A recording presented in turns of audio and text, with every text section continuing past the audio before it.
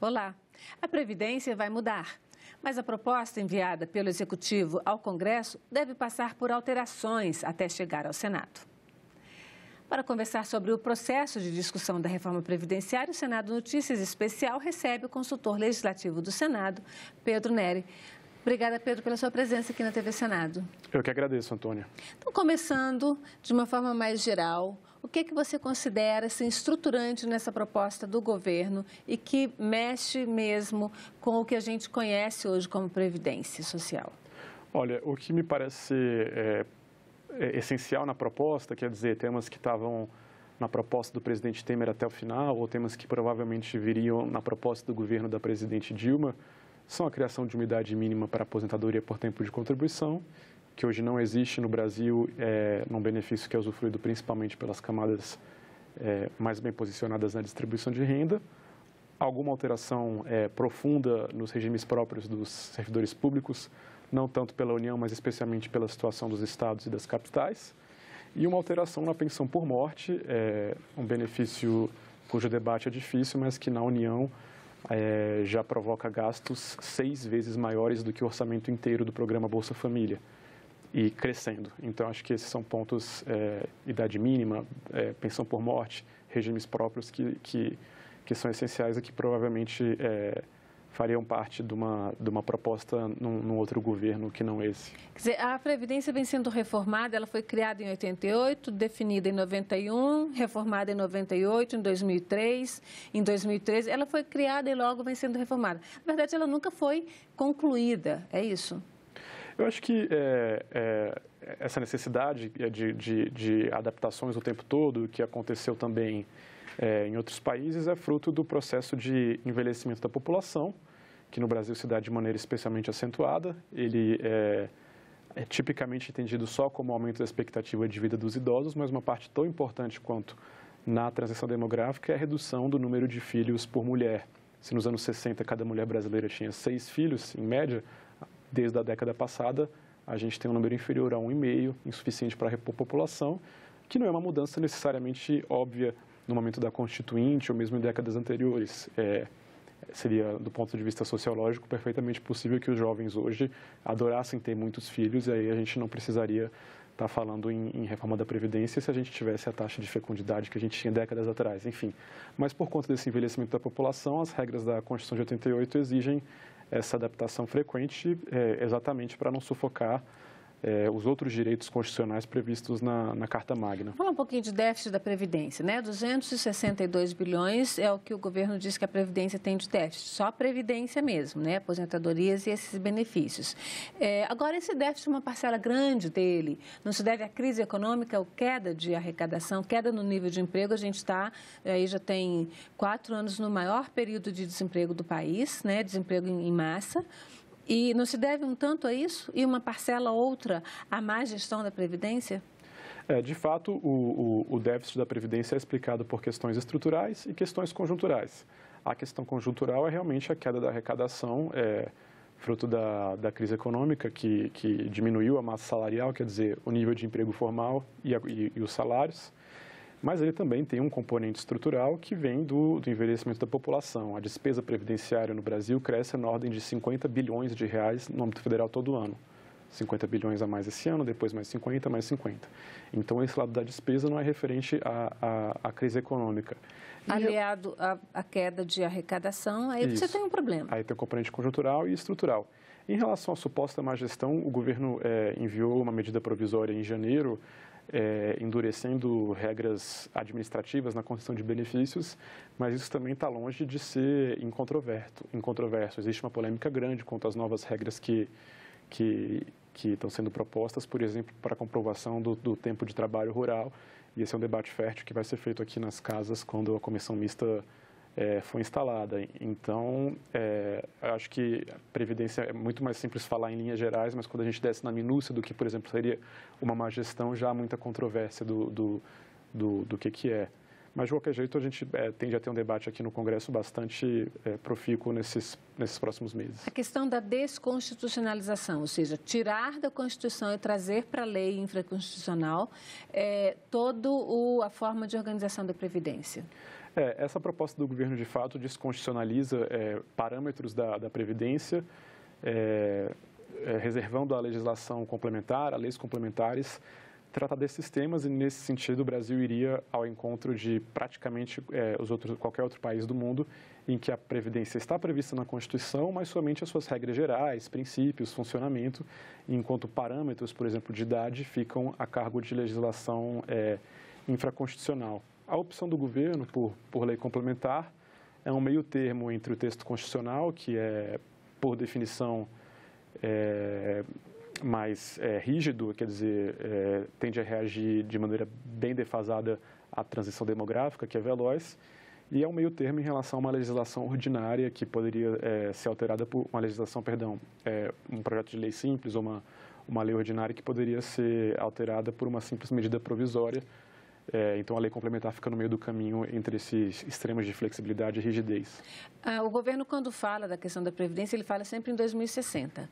A gente tem aí um longo caminho até lá, e a gente tem dados do IBGE que mostram que em 2040 a gente tem a maior parte da população do país dentro da população economicamente ativa, ou seja, gente que está produzindo efetivamente, né? Então, essa crise de muitos velhos não é para agora, é para depois de 2060. Por que o governo trabalha com esse horizonte e não com horizontes melhores como 2040? Eu acho que 2060 é só um marco temporal. Na verdade, a gente não vai acordar num dia e vai estar velho. Esse processo acontece gradualmente.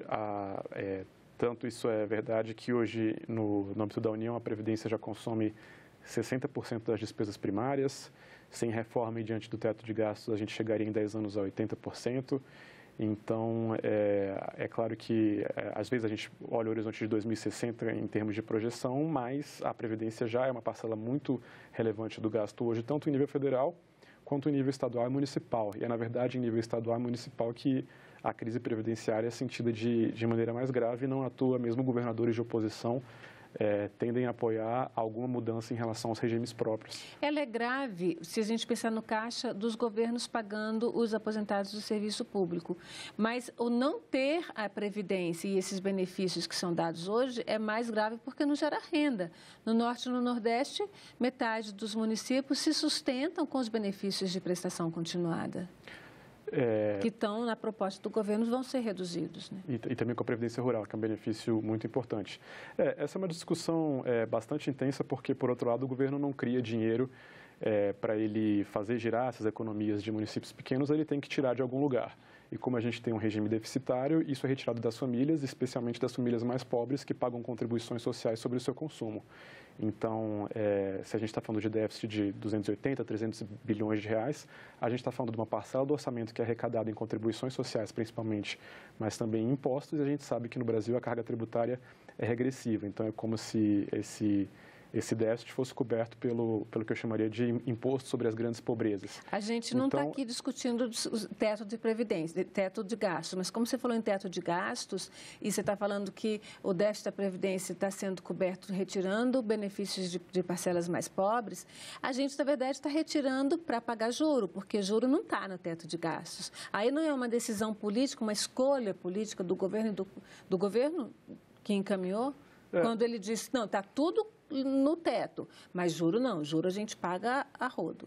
Não, eu discordo frontalmente. Na verdade, desde 2014 o Brasil está em déficits primários, quer dizer, a parcela da arrecadação de impostos e contribuições que o governo arrecada é insuficiente para pagar as despesas com previdência, educação, saúde, funcionalismo, e o governo, tendo esse déficit primário, recorre ao mercado financeiro para pagar essa diferença e rola o restante da dívida pública. As projeções são de que, mesmo aqui da Instituição Fiscal Independente, do Senado Federal, são de que esses déficits primários persistam ainda por muito tempo, mesmo com uma agenda ousada de reformas. E aí a gente entra numa discussão que talvez a gente não consiga fazer aqui, mas desde a emenda do teto de gastos, paradoxalmente, diante de uma trajetória mais sustentável da dívida, o pagamento com juros caiu. Então, eu acho que o debate aí talvez fosse, na presença de uma reforma da Previdência muito dura, o Brasil não vai voltar a fazer superávites primários muito grandes, muito rápido, e aí sacrificar a parcela da população, priorizando a dívida pública, mas, pessoalmente, me parece que a gente ainda está muito distante dessa discussão no cenário atual de dívida pública galopante. Vamos voltar para a Previdência, então, que é o assunto do dia, a ordem do dia. Porque a reforma da Previdência, ela afeta a vida de todo mundo mesmo. Desde de quem está entrando agora no mercado de trabalho, até de quem já está ali às portas da aposentadoria. Vamos conferir os detalhes em uma reportagem. O caminho da proposta que muda as regras da Previdência começa pela Comissão de Constituição e Justiça da Câmara dos Deputados. Depois vai para uma comissão especial antes de ir ao plenário. Se for aprovada por 3/5, ou seja, receber 308 votos a favor, ela segue para o Senado, onde também vai ser analisada por comissões e precisa da aprovação de 3/5 da Casa, 49 senadores. A equipe econômica do governo definiu que as idades mínimas serão atingidas depois de um período de transição de 12 anos para mulheres e 8 anos para homens. Assim que a reforma entrar em vigor, haverá uma idade mínima de partida de 56 anos para mulheres e 61 anos para homens. Ela vai subir meio ponto a cada ano até atingir os 62 ou os 65 anos. Além da idade mínima, a proposta também deve permitir aposentadoria por tempo de contribuição, sendo 35 anos para homens e 30 para mulheres.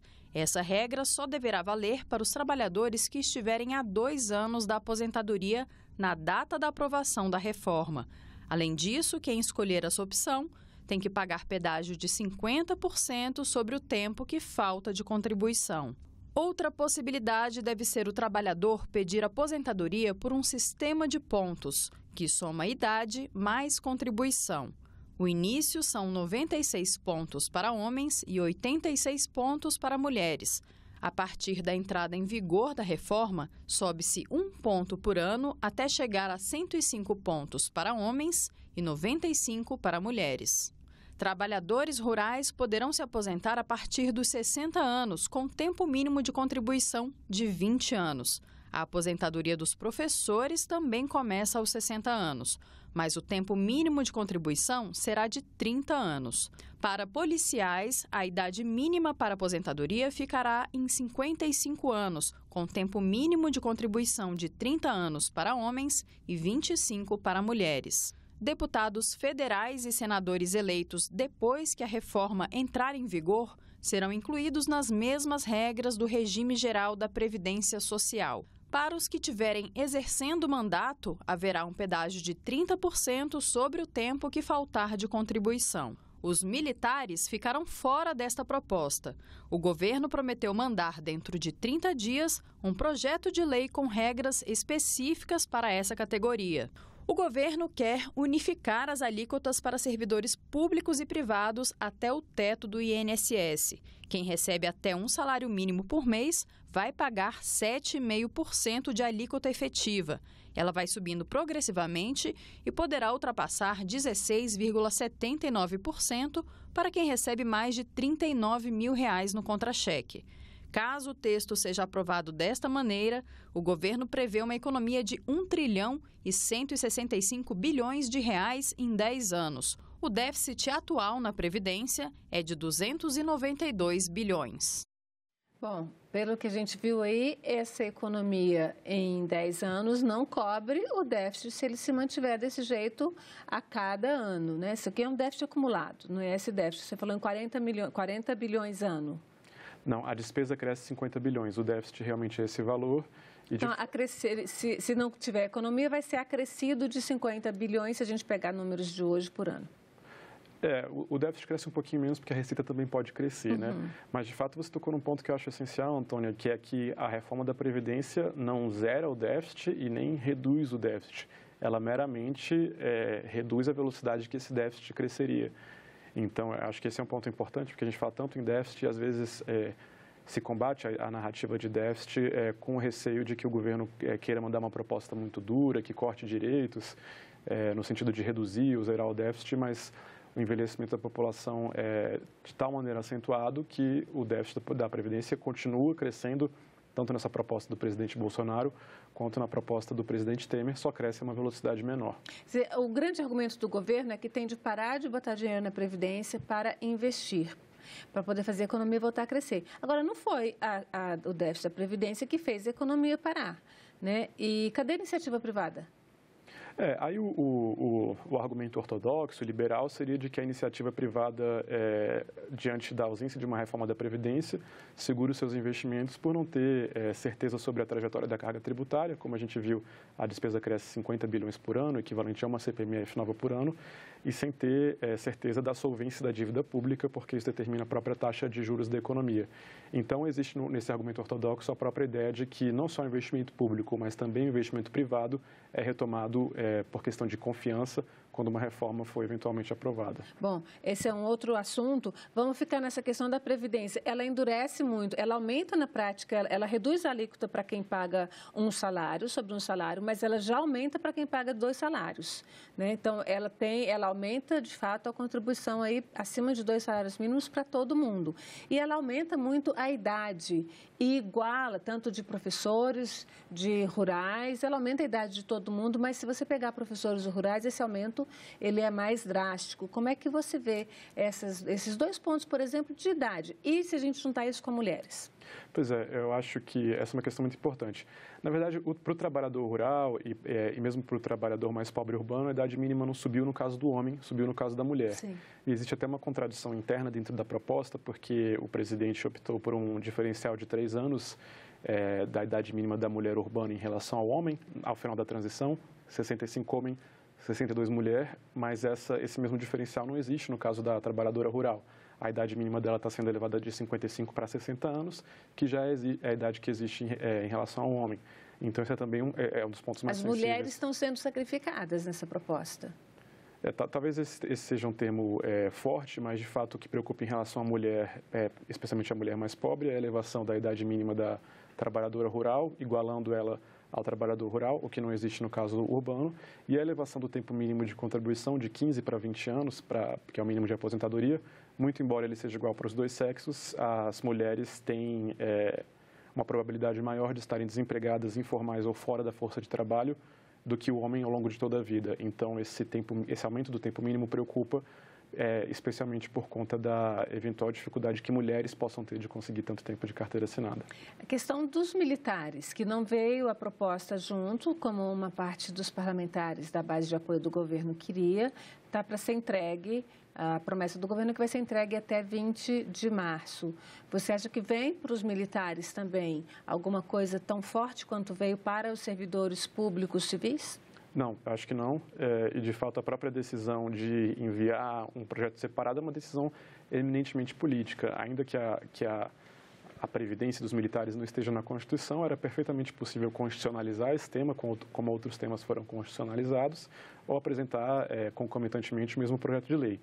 De fato, os militares possuem características especiais que dão ensejo a um regime diferenciado no mundo todo, o que marca a situação brasileira é a possibilidade de aposentadoria com valor integral do último soldo, mesmo em idades precoces. 90% dos militares se aposentam antes dos 55 anos, metade se aposentam antes dos 50 anos. Então, é preciso esperar para ver o que o governo vai propor. A gente já tem um gasto com previdência militar que é de 45 bilhões, 50% a mais do que todo o orçamento do programa Bolsa Família, metade de todo o gasto com defesa nacional. E essas regras, conforme a PEC 6, também vão vincular os militares dos estados, que é um desafio muito grande para os governadores e para as assembleias legislativas. Por que é um desafio muito grande? Porque político? Político também, fiscal, porque boa parte dos profissionais contratados nos estados são policiais ou bombeiros militares, é uma competência dos estados, e ao mesmo tempo eles têm, a gente sabe, uma situação de trabalho muito diferente dos demais trabalhadores. Por outro lado, cerca de 20% do déficit das previdências estaduais e 30% da despesa é referente aos policiais e bombeiros militares. É um desafio muito grande. A questão da média, né, de quanto o trabalhador vai receber, pela regra proposta, ele vai receber a média de todas as suas contribuições, o que isso já leva a média para baixo, porque ele vai colocar as contribuições menores também, e ele, ao prazo de 65 anos de idade, 20 anos de contribuição, ele só tem direito a 60% dessa média. Então, isso vai levar mais para baixo ainda. Você vai ter a grande maioria dos casos aí com uma média, com esse 60% sendo menor do que um salário mínimo, embora o governo garanta que ninguém vai receber menos de um salário mínimo, ou seja, o governo vai pagar esse salário mínimo. Como é que você vê essa situação? Você não vai criar um país assim de aposentados quase ali no limiar da pobreza?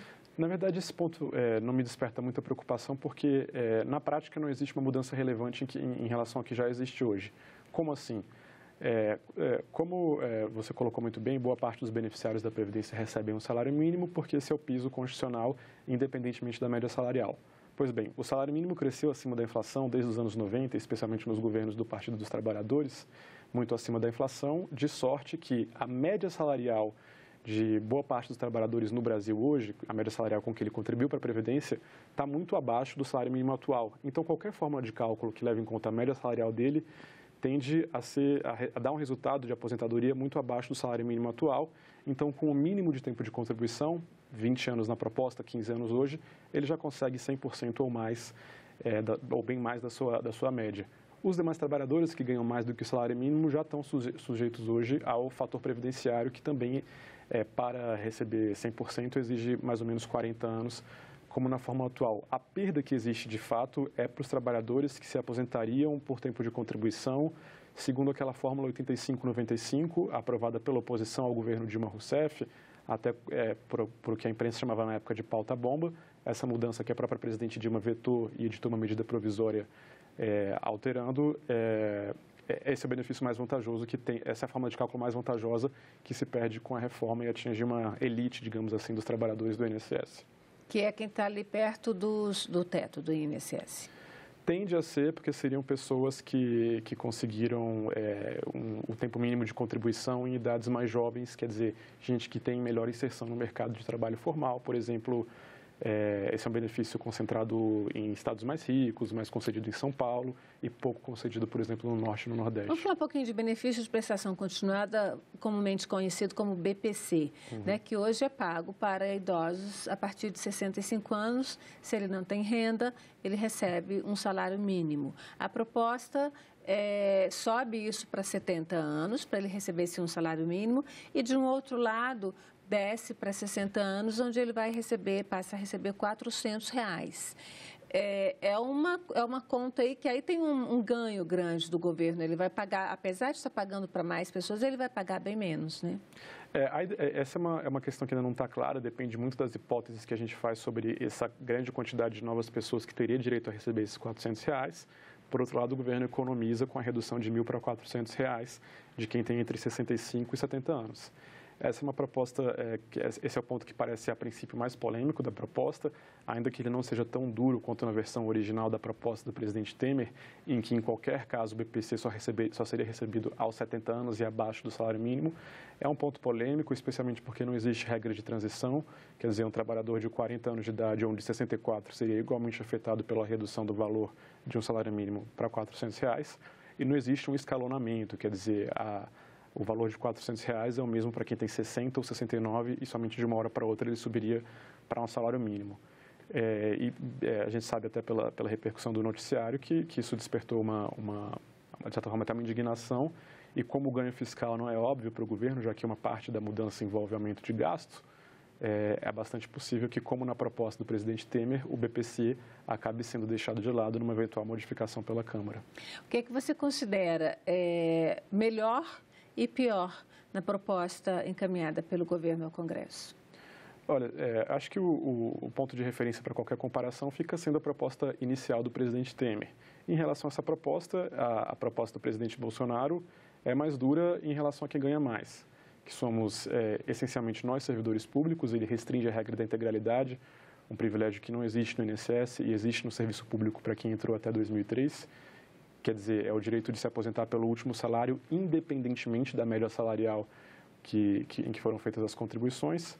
Na proposta do presidente Temer, era possível manter isso com mais facilidade. Bolsonaro propõe uma idade mínima de 65 homens e 62 mulheres para manter a integralidade, também a paridade. Há um aumento progressivo das alíquotas.